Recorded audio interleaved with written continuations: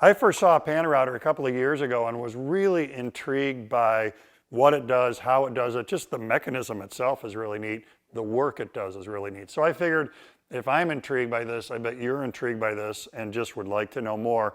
That's what I want to do here, is give you an overview of how the PantoRouter does mortise and tenon work, box joints, dovetails, just how it makes its cuts. So here's what we're going to do. We're going to do a real typical joint, leg to rail construction, maple, mortise and tenon joint. One of the things we need to know is the width of our rails, and we take advantage of that information by setting it here on this scale.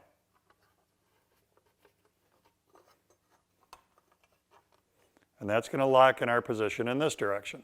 Now we're going to do mortises first. So one of the things we need is a piece of our leg material, and we're going to locate the mortise on the center of the leg. Going to do that by just putting the leg stock on top of this block, like this, and then allow this assembly to come down to it. Lock it in place. That centers us. Now, of course, if you want to be off-center, we could put a spacer and the leg in here, and that'll change its position. So you don't have to be centered. You can change that. At that point, we're ready for a leg to go in. The position that we created here acts as a stop. That's going to control the leg in that direction.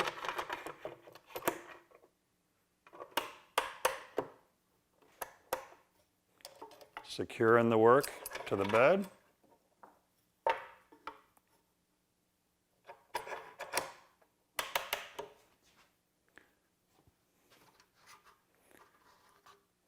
The acrylic stop that I just slid off, that can be used on the face of the fence here so that every leg that goes on registers against those, so we know the legs are going in a uniform position, consistent position, every time we put them onto the device here.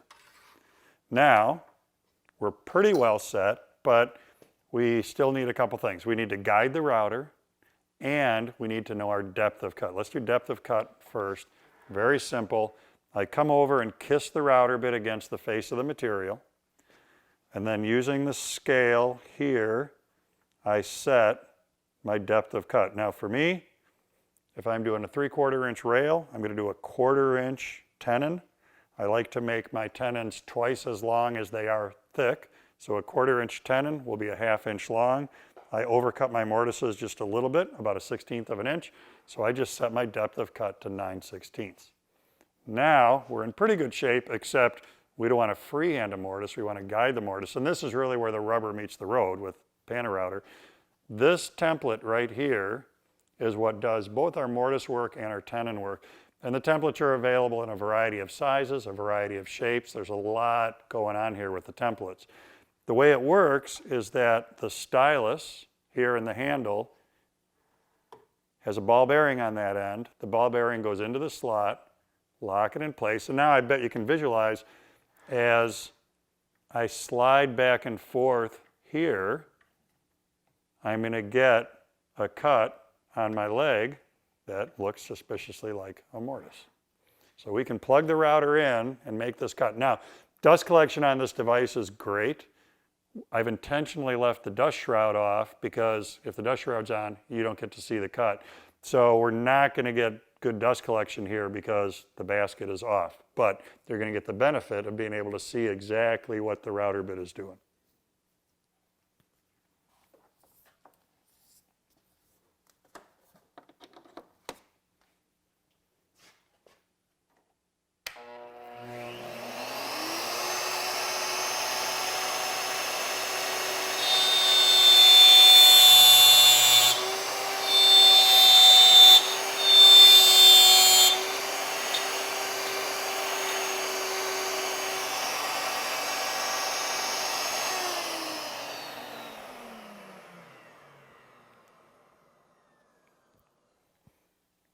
Cut all the mortises and all your legs.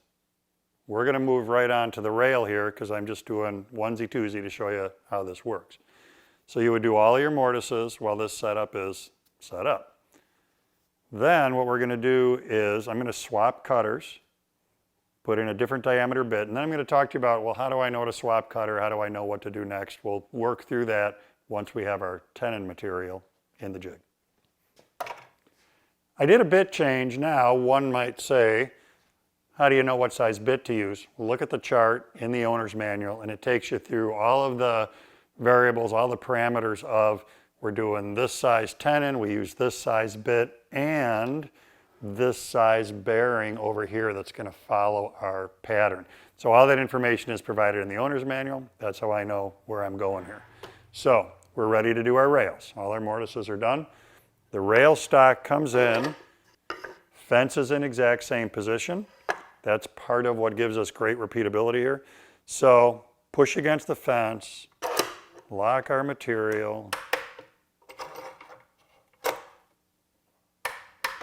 Now, remember how we centered on the leg? We do the same thing here.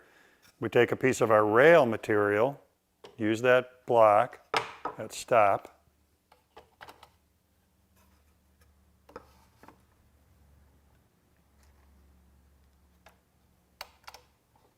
That'll get us on center. What's our other parameter? How deep are we going to go? Going to kiss the end grain of the material, come here. Now I want a 1/2 inch tenon length to go into my 9/16 mortise. Now here's a really, really cool and important part of this. Looking at the template, it's got a little bit of an angle to it. This is kind of crazy clever. So when the ball bearing is here and rides that template, when I'm all the way here, I'm at the largest part of the angle, which means I'm going to get my biggest possible tenon. When I cut here, I'm at the downside, the downhill side of the angle, which means I'm going to get a smaller tenon. So we're going to start here, see if we get a fit or not. If not, we can adjust the bearing, the stylus, in this direction and micro adjust the size of the tenon until we get the perfect fit. One of the things that's neat about this is that our work is not dependent on the thickness of our test pieces. So depending on what technique besides this you might use to cut tenons, in many cases the resulting tenon is very dependent on the thickness of your material. In this case, it doesn't matter. This is a pantograph. There's about a 2-to-1 difference from the following that I'm doing here, what the stylus sees, to the cut that's being made over here. And that's why this looks so long relative to the resulting work. So, a lot of talking. Here's the action. Follow the instructions in the chart. Now what's neat about this is you've probably heard about climb cutting, which is when we feed in the same direction as the rotation of the cutter. Doing stuff handheld, it's nearly impossible to do safely because it's easy for the router to get away from you.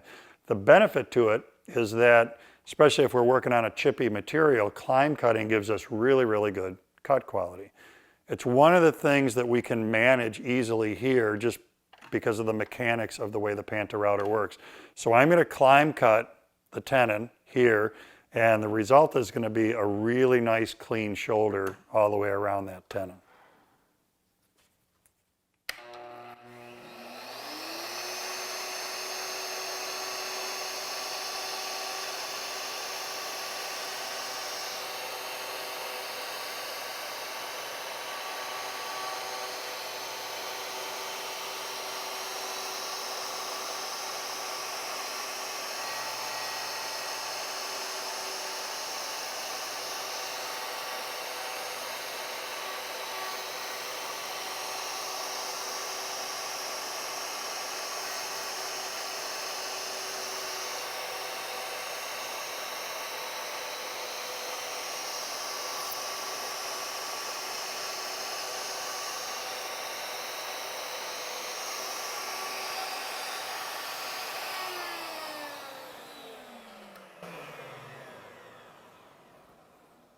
That's pretty cool. Now before I take this piece out and test it, I want to know that the next rail piece that comes in is located in the exact same position left to right. In order to make that happen, what I'm going to do is kiss the router bit against the end grain, and there's another stop I can use here. So you'll see when the next rail comes in, that's going to provide my stop point for my material. All right, let's see what we have.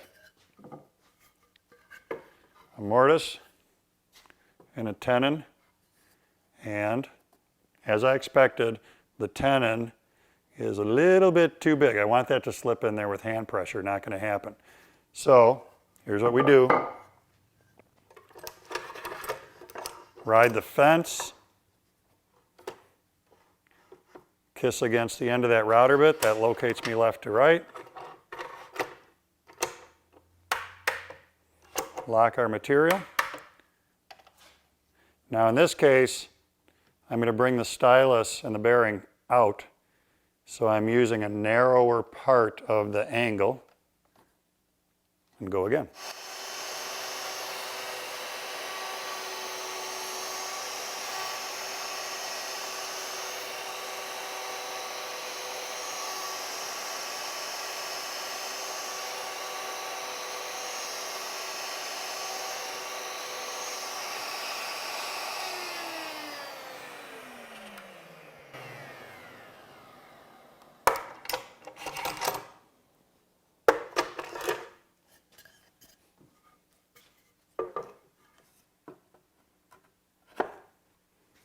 Now we're cooking with Ethel.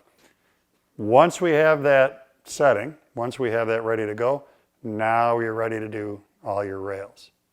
Now, here's what I'm going to do. Change my setup just a little bit. We're going to come back and look at double tenons. So let me do a couple changes here at the machine, and then we'll have a look at how that works. Wider rails should get a double tenon setup instead of one big tenon. So you can imagine how those mortises get cut, following the same protocol. I'm going to show you how the tenons get cut. First thing, I've got a wider rail, so I need to move this scale accordingly. Once again, that acts as my stop. I'm going to use the router bit, like we did before, to control my left to right position.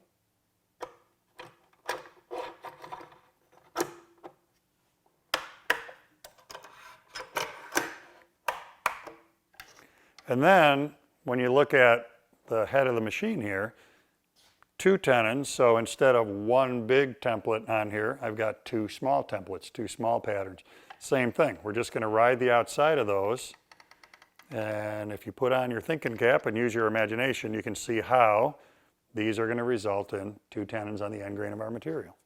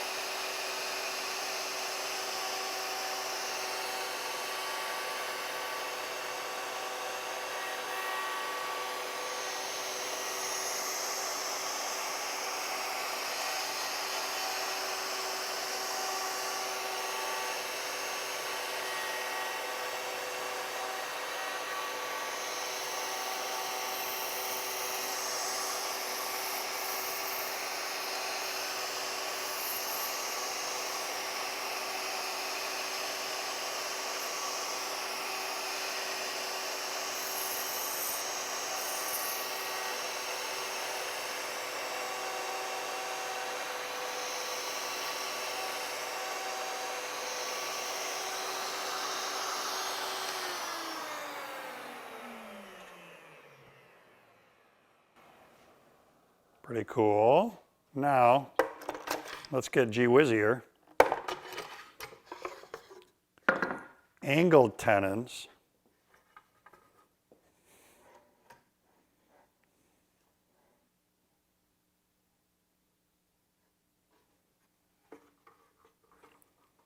Now I'm single angling.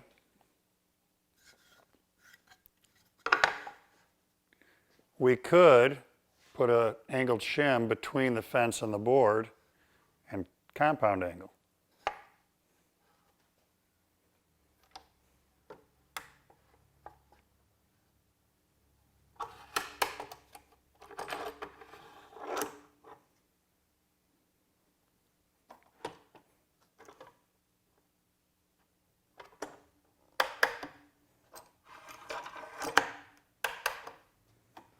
Because we're introducing an angle, I got to change my setup just a little bit. And we are ready to go on a double tenon at a 10-degree angle.